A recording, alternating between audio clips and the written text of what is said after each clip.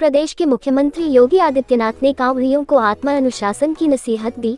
उन्होंने कहा कि भगवान शिव बनने के लिए उनके जैसी साधना और भक्ति भी करनी पड़ेगी। सोशल मीडिया पर कांवड़ियों द्वारा तोड़फोड़ की कई घटनाओं के वीडियो वायरल हुए। माना जा रहा है मुख्यमंत्री ने उसी के मद्देनजर ये बयान जारी किया है। देवाधिदेव महादेव का पावन मास श्रावण मास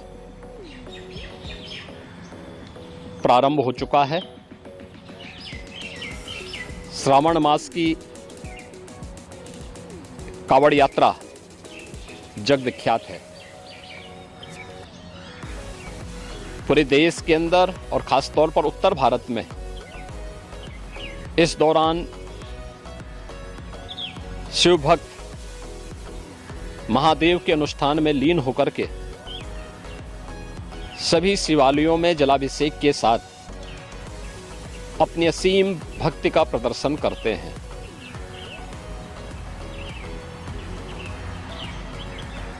केंद्र और राज्य शासन ने मिलकर के श्रद्धालु जनों की सुरक्षा, उनकी सुविधा, उनकी सुगम और सुरक्षित यात्रा के लिए अनेक प्रबंध किए हैं।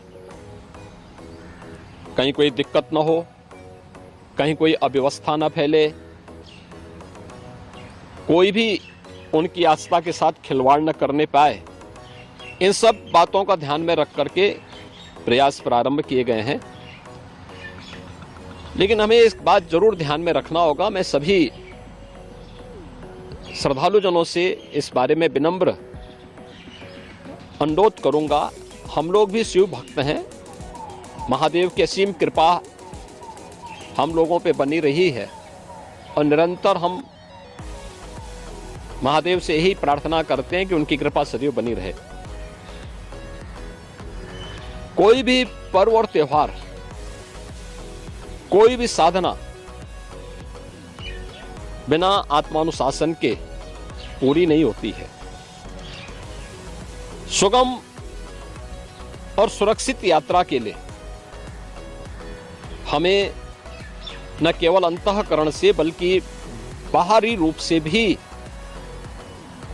उस पूरी प्रक्रिया के साथ लीन होना पड़ेगा। शिवो भूत्वा शिवम यजेत।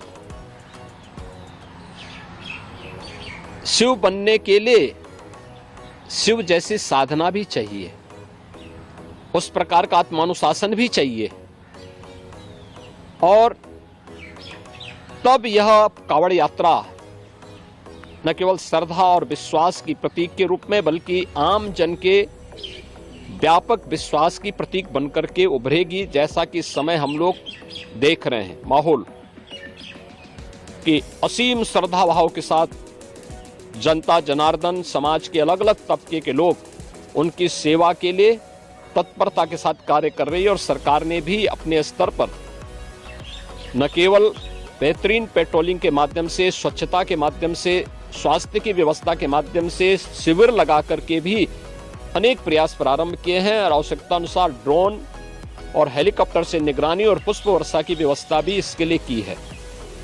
मैं सभी शिव भक्तों से अपील करूंगा कि देवादेव महादेव की ये कृपा हम पर बनी रहे। हम व्यवस्था के साथ जोड़ करके इस पूरी यात्रा का न केवल आनंद लें बल्कि पूरी श्रद्धा और विश्वास के साथ आत्मानुशासन का परिचय देते हुए इस पावन श्रावण मास के कावड़ यात्रा कार्यक्रम को सफलतापूर्वक आगे बढ़ाने में अपना योगदान दें। आप सबकी सुगम सुरक्षित यात्रा के लिए मेरी मंगलमय शुभकामनाएं।